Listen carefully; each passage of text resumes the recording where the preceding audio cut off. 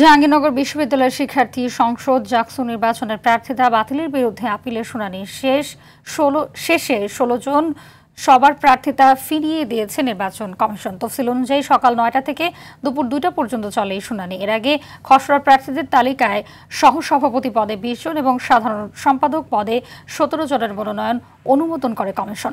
যাচাই বাছাই শেষে ২০টি আবেদন বাদ পড়ে। তাদের মধ্যে ১৬ জন প্রার্থিতা ফিরে পেতে আপিল করেন। প্রার্থীদের চূড়ান্ত তালিকা প্রকাশ করা হবে ২৯ আগস্ট বিকেল ৪টায়।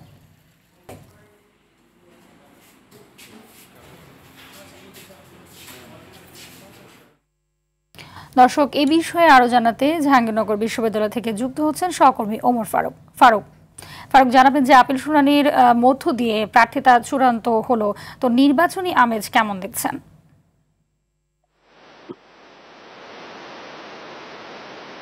হাবিবা, আপনাকে ধন্যবাদ। আমি এই মুহূর্তে রয়েছি জাহাঙ্গীরনগর বিশ্ববিদ্যালয়ে।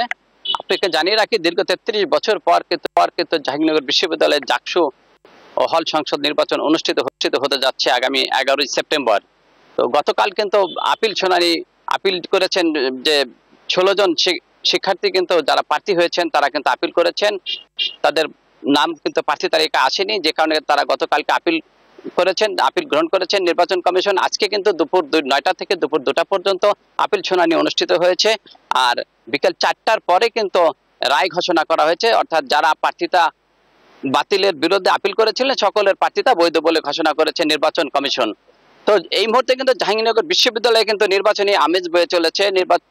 শিক্ষার্থীরা কিন্তু তাদের পছন্দের প্রার্থীদের নিয়ে তারা নানা জায়গায় কিন্তু তারা তাদের নির্বাচনী যে প্রচারণা সেটা আনুষ্ঠানিকভাবে শুরু না করলেও তাদের যে প্রার্থিতা রয়েছে তারা তাদের ভোটারদের নিয়ে কিন্তু তারা বিভিন্ন জায়গায় বসে আলাপ আলোচনা করছেন। তারা পছন্দের প্রার্থীতে তারা কিন্তু নির্বাচন করবেন, এমনটি তারা আমাদেরকে জানিয়েছেন। এছাড়া নির্বাচন কমিশন কিন্তু জাহাঙ্গীরনগর বিশ্ববিদ্যালয়ে এই জাকসু নির্বাচনকে নির্বিঘ্ন করতে কিন্তু তারা আজকে বিকেল ৫টায় কিন্তু আশপাশের এলাকার যারা রয়েছেন তাদেরকে নিয়ে একটি মিটিং করবেন, যাতে জাহাঙ্গীরনগর বিশ্ববিদ্যালয়ে যে তারা বিভিন্ন গেট ব্যবহার করেন সেই গেটে তারা কিন্তু বিধিনিষেধ আরোপ করবেন।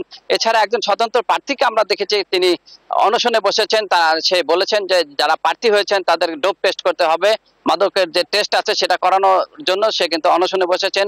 নির্বাচন অফিসারের সামনেই কিন্তু তিনি বসেছেন। তিনি একজন স্বতন্ত্র প্রার্থী বলে আমরা জেনেছি, তার সাথে কথা বলেছি। তিনি বলেছেন যারা প্রার্থী হয়েছেন তাদেরকে ডোপ টেস্ট করানোর জন্য নির্বাচন কমিশনের কাছে আবেদন করেছেন। তো জাহাঙ্গীরনগর বিশ্ববিদ্যালয় থেকে এই ছিল আমার কাছে নির্বাচন নিয়ে সর্বশেষ। হাবিবা। জি, ধন্যবাদ আপনাকে।